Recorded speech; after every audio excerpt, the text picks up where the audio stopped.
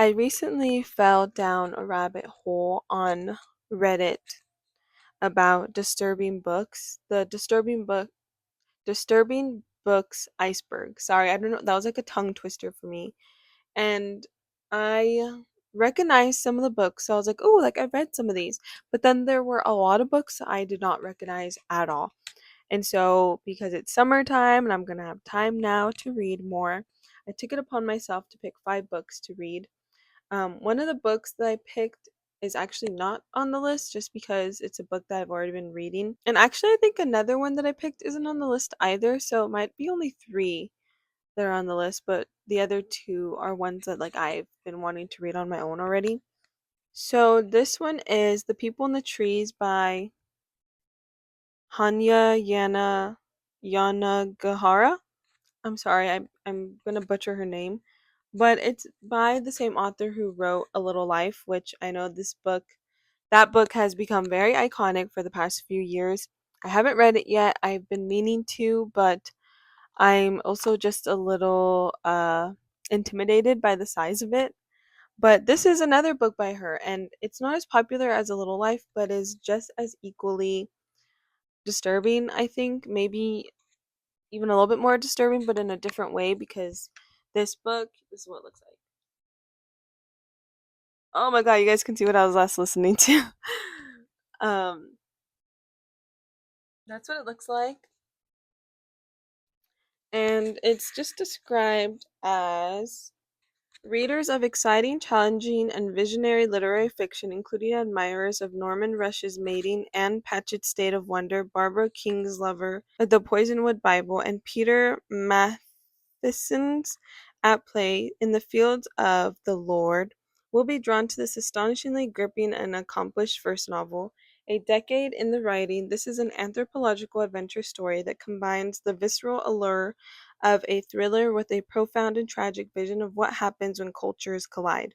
It is a book that instantly catapults Hanya Yanagihara into the company of young novelists who really, really matter.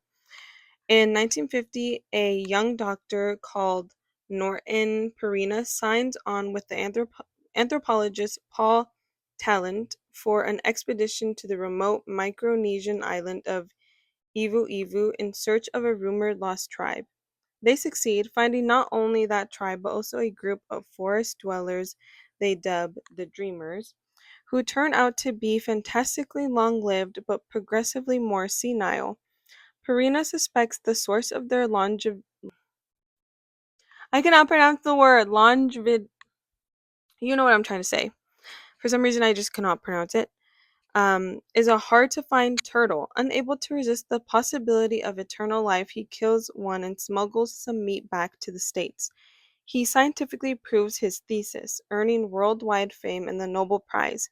But he soon discovers that its miraculous property comes at a terrible price. As things quickly spiral out of his control, his own demons take hold with devastating personal consequences. And then the cool thing about the audiobook here on Spotify is it includes a PDF of how the island of Ivu Ivu is supposed to look. So I am pretty much almost done with this book actually. I just have a few more chapters to go. But yeah, that is the first book we're going to be reading. So I am going to finish that one first and then I will actually report on. So that's the first book. Second book is going to be it's actually a short story and it's one I heard about many years ago, probably like 3 years ago, but I just haven't gotten around to reading it and then I actually saw that it's kind of gaining traction again on TikTok. And so TikTok kind of reintroduced me to wanting to read it again. And that is I Have No Mouth and I Must Scream by Harlan Ellison. And I think if you search it up on TikTok, you can get really good synopsis of it. And it's basically, from what I've heard, I didn't want to spoil too much for myself, but it's basically a dystopian novel short story where AI sort of takes over, but in this world, AI is called AM, And I think what's actually crazy about this story is it was written back in the 80s or 90s. So it's kind of crazy that it was made before AI is kind of taking off as it is today or has been in the past few years. But I do get kind of scared to read stories about AI because the rate that AI is right now, who knows what it's going to look like in the next 5 years, 10 years, 20 years. By the way, I did mention the disturbing books list iceberg, and it's actually right. Oh, found it right here on Reddit.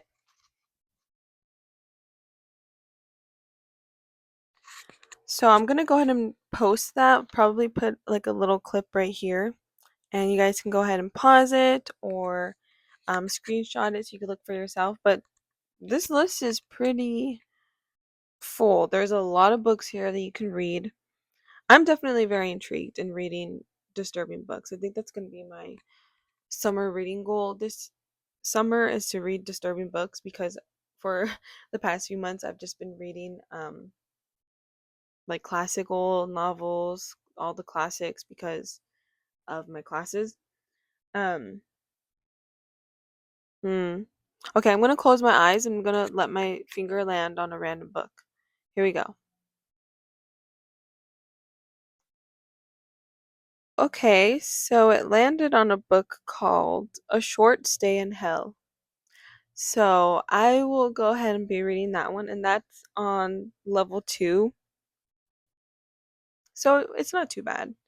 So let's go ahead and look up A Short Story in Hell. Okay, so the overview says as a faithful Mormon, Serene Johansson has always believed he'll be reunited with his loved ones in an eternal hereafter. Then he dies. Serene Serene or Seren? Seren wakes to find himself cast by a god he has never heard of into a hell whose dimensions he can barely grasp, a vast library he can only escape from finding the book that contains the story of his life. In this haunting existential novella, author, philosopher, and ecologist Stephen L. Peck explores a subversive vision of eternity, taking the reader on a journey through the afterlife of a world where everything everyone believed in turns out to be wrong. Okay, so this actually sounds pretty interesting. So that's A Short Stay in Hell. I'm going to see if maybe my library might have it. Okay, so that is book 3. Now for book 4. I kind of like the idea of just letting myself pick at random. Okay, so here we go. Here is the 4th pick. We're gonna slide it on down. Okay, so I landed on the Orphan Master's Son. So let's go ahead and look up the Orphan Master's Son. And that is still on level 2, so it shouldn't be too bad. Okay, so the Orphan Master's Son, the overview states Adam Johnson's 2012 novel, The Orphan Master's Son, follows Pak Jun-do, a young man navigating the brutal realities of North Korea. Jun-do, whose name marks him as an orphan, grows up in a harsh orphanage run by his influential father. After a famine, he's conscripted into the army and patrols the demilitarized zone's tunnels. He's later tasked with kidnapping Japanese citizens, including a famous opera singer. Ooh, okay, so this actually sounds really interesting too. And it has a 4.1 out of 5 rating on Goodreads. So I'm going to go ahead and see if my library also has this one. If not, I think I could find these on Thrift Books. They have all kinds of books, literally for as low as $4. This is what it looks like. So that is book 4 that we're going to be reading. Next, our final book that we're going to be reading on this disturbing iceberg. I'm going to scroll it down a little bit. I'm still going to do where I pick randomly, but I'm going to scroll it down to the lower levels and we'll see how this goes. I'm going to close my eyes and pick at random. Landed on Secrets in the Cellar.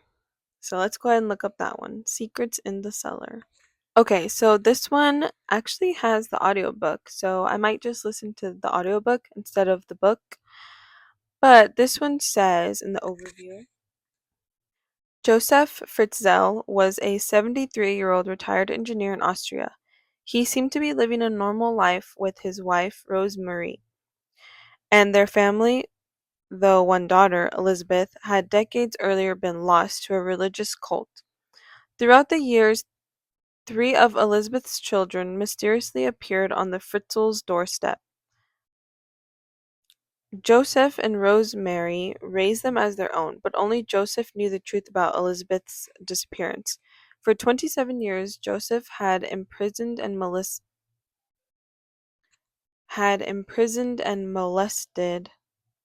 I don't know if I'm allowed to say that. Elizabeth in his man-made basement dungeon, complete with soundproof paneling and code-protected electric locks. There, she would eventually give birth to a total of 7 of Joseph's children. One died in infancy, and the other 3 were raised alongside Elizabeth, never to see the light of day.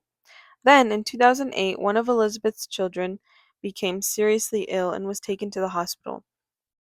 It was the first time the 19-year-old girl had ever gone outside, and soon, the truth about her background, her family's captivity, and Joseph's unspeakable crimes would come to light.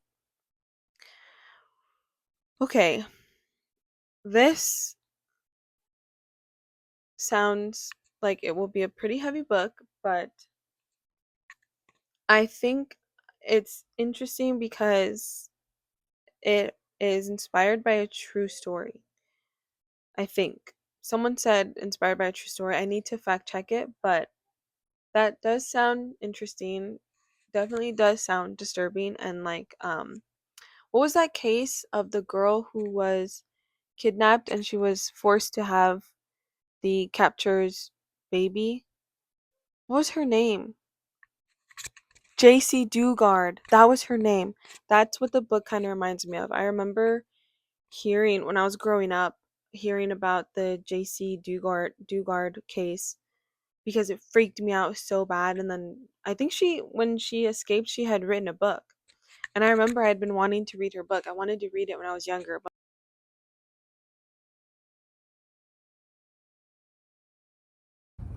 hi. So today is the second day of me reading disturbing books, and I'm almost done with the first book on my list, which is The People in the Trees. So far, I am pretty much almost done. I have 2 hours left, 2 hours and 15 minutes left in the audiobook. And so far, the feeling I can describe that I get from reading this book is very similar to how I feel or how I felt when I watched Midsummer for the first time. I think I had gotten a very disturbed, unsettling feeling when I watched that movie. For anyone who has seen Midsummer, you know what I'm talking about. It's not that it's scary, it's just unsettling. It just doesn't sit well with you because what happens in the movie Midsummer heavily reminds me of what is happening in the book, or what happened in the book, where you kind of, without spoiling too much, you kind of, as like an outside person, you are seeing how these groups of people are doing things that are morally not right, and you know, in our society we see as wrong, but to them might seem normal. Like in Midsummer, they heavily force people to drink LSD, drugs, and so people are very high. I think it's LSD and shrooms, and the people are forced to take it like it's candy.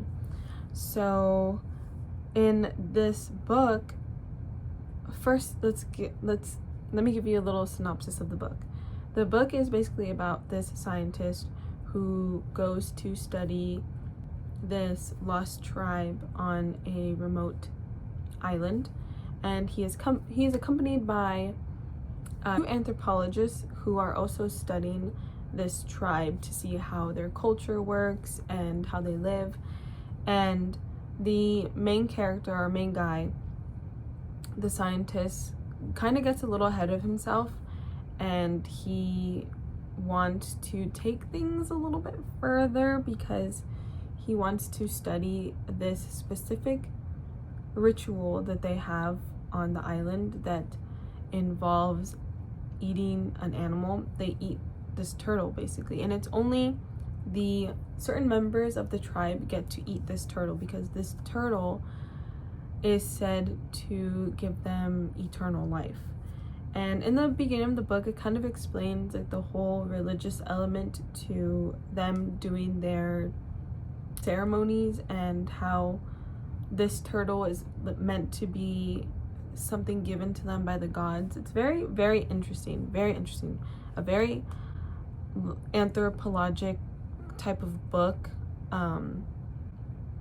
Very scientific, but so this book is basically told of in a memoir style type of book, but when you're reading it, one of the main character's colleagues is kind of telling his story, like reading the memoir to us, because in the beginning of the book, the main character is accused of a crime, and one of his colleagues, he has two major ones, one of them believes that he is capable of the crime that he's accused of, and the other one is like, I don't really think so. So I still haven't finished it, so I'm gonna come back once I finish it. From one of the descriptions here, this book touched on a lot of things: colonization, ecological disruption due to unwilling modernization, exploitation of native cultures, and it offered a discourse on scientific practices here and there. So yes, this is someone's review, I think. I agree. It's definitely a post-colonial style novel. It's science fiction. There are a few rituals that they do, but only 2 or 3 of them are really explained in depth, which I will give a trigger warning because one of them involves children, and I think this is the part of it that's a little, not a little, it's very disturbing because it has to deal with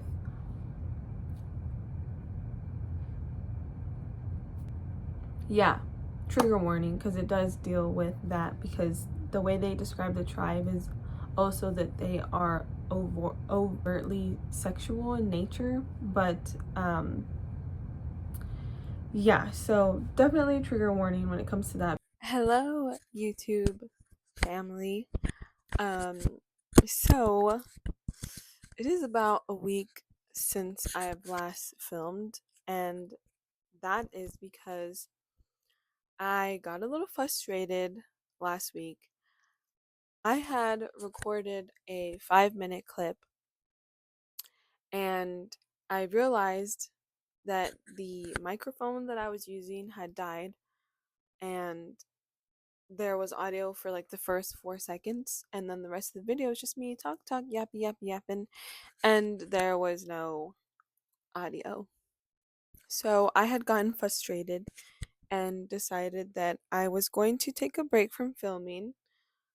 And also because I ran out of time. I ran out of listening time on my Spotify, and I hadn't read or listened to any of the audiobooks that I was supposed to be listening to. But today I had decided to actually purchase one of the books that is on my list, and to my surprise, it was only 2 hours long because it's a pretty short book. I think it was around 100 and something pages, and I finished it today at my work day. It was only 2 hours, so it was a pretty quick read. And before I get into that book, the last clip that I filmed last week, um that had no audio, was my review about The People in the Trees. I finished that book, The People in the Trees, and I think it's probably on my top 5 favorite books now. One of my top 5 favorite books, because I enjoyed that book so much. I thought it was so beautifully written. The way that she writes her sentences, it's like poetry, I think. Like, it's literally poetry. It's so good.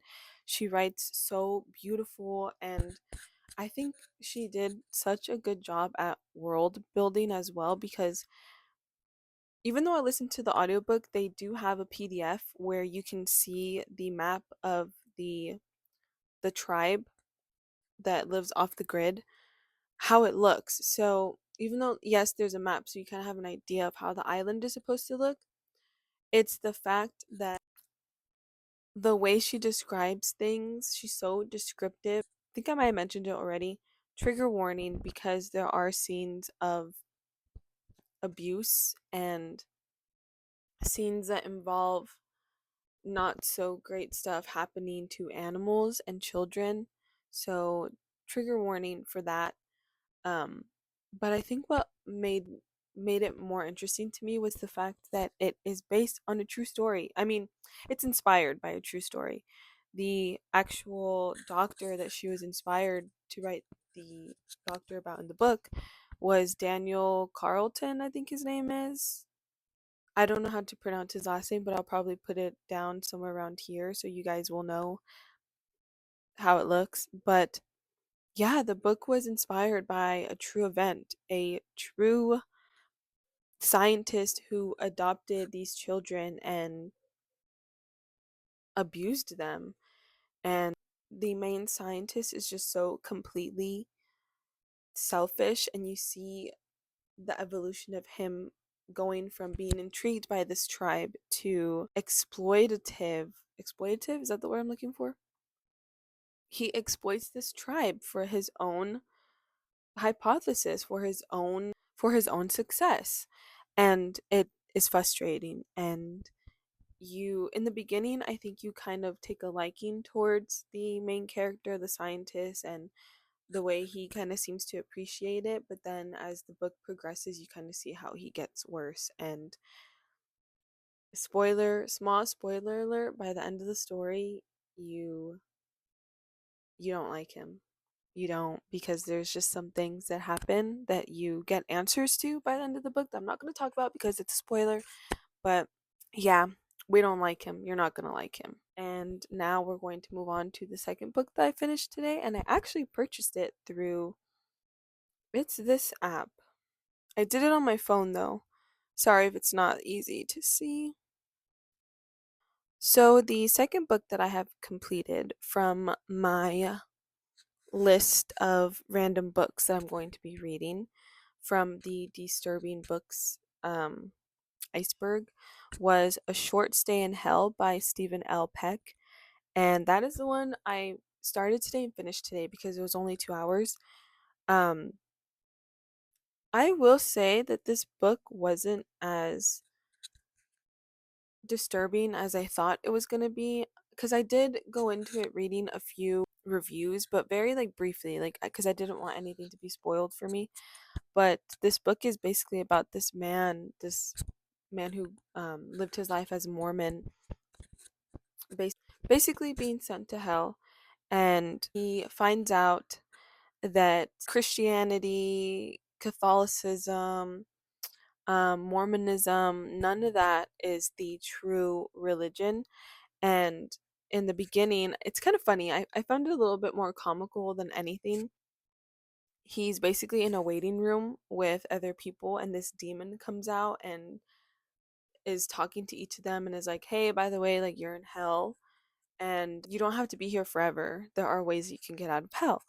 And so our main character, he's the last man in the group. All the other men are sent to their own personal hells. And the demon walks up to him and is like, you died of a brain tumor, you have 4 kids, blah, blah, blah. And then the demon is like, oh, it shows that you really liked to read. All right, here you go. And he like presses a button, says bye to him. And then suddenly we're transported to the main character being in this vast library. The way that's described is, the way that I kind of view it is as, if you've ever seen Interstellar, the scene where he's in the black hole and he's sending the message to his daughter in the past, where it's literally just black and then rows of books. That's kind of how I pictured the library. In the beginning, you're kind of like, doesn't seem too bad the way his hell is described because they're fed. They literally go up to a kiosk and they're like, "Hey, I want some French toast and orange juice today to eat," and the kiosk brings out French toast and orange juice. So they're able to eat whatever they want and essentially do whatever they want. But the catch is they are stuck in this hell, this version of their hell, and the only way that they can escape or come out of hell and go to heaven is if they find the book that is a perfect rendition of their life. So, it doesn't seem that bad at first, but then our character describes how after year 10, after year 100, and you're like, whoa, whoa, whoa, whoa, whoa. Like, how long has this man actually been in hell? But yeah, in the beginning of the book, they do say how, Catholicism, Christianity, Mormonism, all that is not the correct religion. And instead, the demon actually tells everyone who's there in the waiting room to get into hell that the true religion is Zoroastrianism. And so once I heard once I heard Zoroastrianism, I was like, I've never heard of that before. What is that? And I looked it up. And Zoroastrianism is basically the one true faith. And everyone who didn't believe in or practice Zoroastrianism is doomed to hell, basically.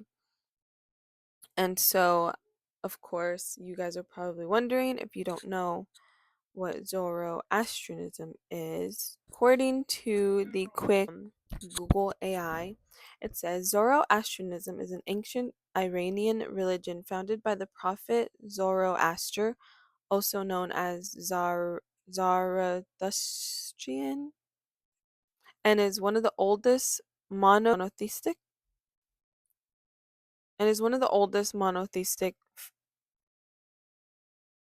faiths still practiced. I'm sorry if I am mispronouncing all these words. It emphasizes the struggle between good and evil, with adherents believing in the supremacy of Ahura Mazda, the wise lord, and his battle against Manu, the spirit of evil.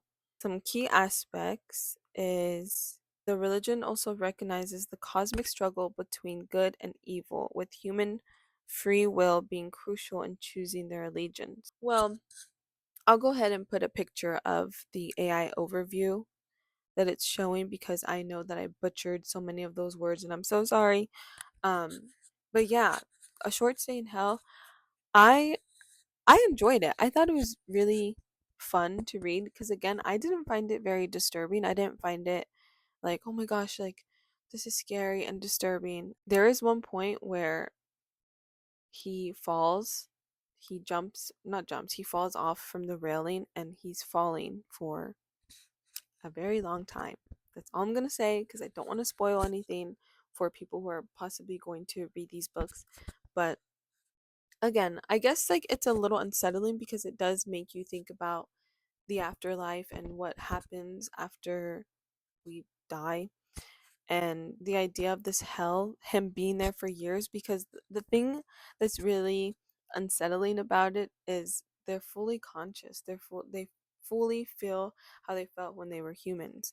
The only thing is they are in their peak health. So the main character died of brain cancer when he was in his 40s, but when he's in hell, he's in his 20-year-old body, in his early 20s, and he's at his peak health. So they are basically living the same day every day almost and searching this vast library that basically has an endless supply of books almost, which that reminds me, it is actually the book itself talks about how that hell is inspired by the Library of Babel, which was a short story by George Louis Borges, and that is basically The Library of Babel is a 1941 short story by George Louis Borges that depicts a universe as a vast library containing every book ever written or possible to write. The library is a non-hierarchical sphere made of hexagonal rooms with 5 bookshelves per wall. Each shelf holds 32 identical books of 410 pages, with each 40 lines of roughly 80. I lost my spot. Basically, it is an endless library, and these people who are sent to that specific hell are doomed to search through this endless library to find the book of their life with no grammatical errors, no errors at all. So obviously, it seems like an impossible task, and that is, I think, the most unsettling part of it. That and the fact that when he's falling down, like the long corridor seems endless. He's like falling for weeks. So yeah, that is a short stay in hell. I'm still reading Secrets in the Cellar. I was listening to that one on Spotify and I ran out of listening hours. So I have to wait 10 more days or into the beginning of June to start listening again. So I will come back when that one is finished and I'll update you guys. And yeah, see ya.